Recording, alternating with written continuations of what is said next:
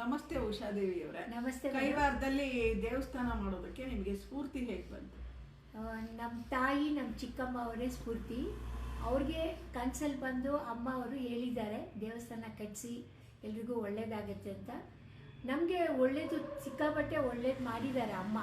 ನಾವು ಹೇಗೋ ಇದ್ದವರು ಹೇಗೇಗೋ ಆಗ್ಬಿಟ್ಟಿದ್ವಿ.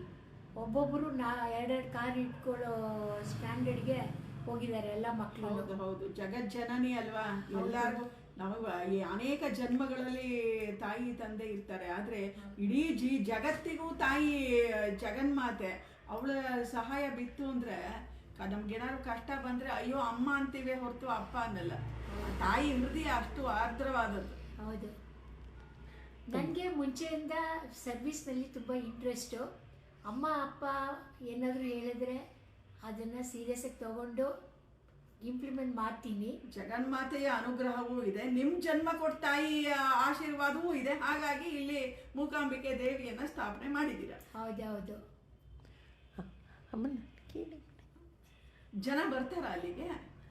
ಜನ ಅಂದ್ರೆ ಆ ಊರಲ್ಲಿ ಒಂದು 4 ಫ್ಯಾಮಿಲೀಸ್ ಇದೆ, ಅವ್ರು ಬರ್ತಾರೆ. ಕೈವಾರದಿಂದ ಅಲ್ಲಿ ಒಂದು ಲಲಿತ ಸಹಸ್ರನಾಮ ಒಂದು ಅಸೋಸಿಯೇಷನ್ ಥರ ಹೆಣ್ಮಕ್ಳು ಮಾಡ್ಕೊಂಡಿದ್ದಾರೆ. ನೀವು ಪ್ರತಿ ವಾರ ಶುಕ್ರವಾರ ಲಲಿತಾ ಸಹಸ್ರನಾಮ ಗುಂಪಲ್ಲಿ ಹೇಳಿಸಿ, ಸೌಂದರ್ಯ ಲಹರಿ. ಅವಾಗ ಆ ದೇವಿಯ ಅನುಗ್ರಹ ಇನ್ನೂ ಭಕ್ತರ ಮೇಲೆ ಬರುತ್ತೆ. ಅವಾಗ ಇನ್ನೂ ತುಂಬ ಜನ ಬರ್ತಾರೆ. ಓಕೆ ಮೇಡಮ್, ಆಗಿದೆ. ಪ್ರತಿ ಶುಕ್ರವಾರ ಆಗ್ತಾ ಇಲ್ಲ, ಆಗಾಗ ಆಗುತ್ತೆ. ಇವಾಗ ಪ್ರತಿ ಶುಕ್ರವಾರ ಮಾಡೋದಕ್ಕೆ ಪ್ರಯತ್ನ ಪಡ್ತೀನಿ.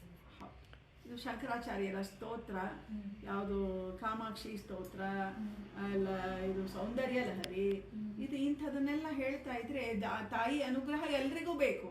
ಯಾಕೆಂದ್ರೆ ಅವಳು ಆರೋಗ್ಯ, ಆಯಸ್ಸು, ಬುದ್ಧಿ, ಜ್ಞಾನ, ಜನಗಳಿಗೆ ಏನ್ ಬೇಕು ಆ ನೀತಿ. ಯಾಕೆಂದ್ರೆ ಅವಳು ಇದ್ರೇನೆ ಜಗತ್ತಿನ ನಡೆಸವಳೆ ಅವಳಲ್ವೇ. ಅದ್ರಿಂದ ಈ ದೇವಸ್ಥಾನ ಉದ್ಧಾರ ಆಗ್ಬೇಕು ಅಂದ್ರೆ ಅವಳ ಅನುಗ್ರಹ ಬೇಕಲ್ಲ. ಹೌದೌದು. ಅದರಿಂದ ಅವಳ ಪ್ರೀತಿಯನ್ನು ಸಂಪಾದನೆ ಮಾಡಬೇಕು. ಹೌದು, ನಮಗೆ ಇಹಲೋಕದಲ್ಲಿ ಏನೇನು ಕೊಡ್ತಾಳೋ ಪರಲೋಕಕ್ಕೆ ಮೋಕ್ಷ ಬೇಕು, ಅದನ್ನೂ ಕೊಡುವಂತಹ ಸಾಮರ್ಥ್ಯ ತಾಯಿಗೆ ಇದೆ. ಹೌದು ಮೇಡಮ್, ಮಾಡ್ತೀನಿ ಮೇಡಮ್. ಮಾಡಿ ಅದನ್ನು ನಡೆಸ್ಕೊಂಡು ಹೋಗಿ. ಪ್ರತಿ ಶುಕ್ರವಾರ ಒಂದು ದೇವಿ ಸ್ತೋತ್ರ ಆಗಲೇಬೇಕು. ಸರಿ ಮೇಡಮ್. ಅವಾಗ ಅದು ಇನ್ನೂ ಅಭಿವೃದ್ಧಿಗೆ ಬರುತ್ತೆ. ತಾಯಿ ಅನುಗ್ರಹ ಕೃಪೆ ಬಂದ್ಬಿಟ್ರೆ ಅಪಾಂಗಾತ್ತೆ ಲಬ್ಧ್ವಾ ಜಗದಿದಂ ಅನಂಗೋ ವಿಜಯತೆ ಅಂತ ಹೇಳ್ತಾರೆ ಶಂಕರಾಚಾರ್ಯ. ಅವನಿಗೆ ಶರೀರ ಇಲ್ಲ, ಅವನು ಅನಂಗ ಅಂದ್ರೆ ಶರೀರವಿಲ್ಲದ ಮನ್ಮಥ. ಆ ಮನ್ಮಥ ತಾಯಿಯನ್ನ ಪೂಜೆ ಮಾಡಿ ಅವಳ ಆ ಕೃಪಾ ಕಟಾಕ್ಷಕ್ಕೆ ಗುರಿಯಾಗಿ ಇಡೀ ಜಗತ್ತನ್ನು ಗೆದ್ದಿದ್ದಾನೆ. ಹೌದೌದು. ಶರೀರವೇ ಇಲ್ಲ ಅವನಿಗೆ. ಮನ್ಮಥ ಗೆದ್ದಿದ್ದಾನೆ ಅಂದ್ರೆ ಅವಳ ತಾಯಿ ಪೂಜೆ ಮಾಡ್ದ, ಅವಳ ಕೃಪಾ ಕಟಾಕ್ಷ ಬಿತ್ತು. ಅಂತ ಶಿವ 3ನೇ ಕಣ್ಣಿಂದ ಸುಟ್ಟೆ ಹಾಕ್ಬಿಟ್ಟಿದ್ದ ಅವನನ್ನ.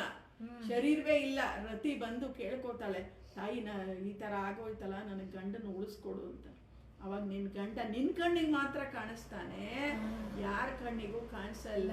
ಅದಕ್ಕೆ ಅವನಿಗೆ ಅನಂಗ ಅಂತ ಕರೀತಾರೆ. ಈಗ ಏನಾಯ್ತು, ಶಿವ ಏನ್ ಶಾಪ ಕೊಟ್ಟು ಸುಟ್ಟಾಕ್ದ ಅವನನ್ನ, ಅವನಿಗೂ ಬೆಲೆ ಕೊಟ್ಲು. ಇವಳನ್ನ ಪೂಜೆ ಮಾಡಿದ್ದಕ್ಕೆ ಇವನ್ಗೆ ಇಡೀ ಜಗತ್ತಲ್ಲಿ ಕಾಮಕ್ಕೆ ಬಲಿಯಾಗದೆ ಇದ್ದವರೇ ಇಲ್ವಲ್ಲ. ಪ್ರಾಣಿ ಪಕ್ಷಿಗಳಿಗೂ ಬೇಕು ಕಾಮ. ಅದ ತಾಯಿ ಕೃಪೆ. ತಾಯಿ ಕೃಪೆಯಿಂದ ಏನೆಲ್ಲ ಆಯ್ತು. ಇವತ್ತು ಜಗತ್ತು ನಡೀತಾ ಇದೆ ಅಂದ್ರೆ ಜಗನ್ಮಾತೆಯಿಂದ. ಧನ್ಯವಾದಗಳು.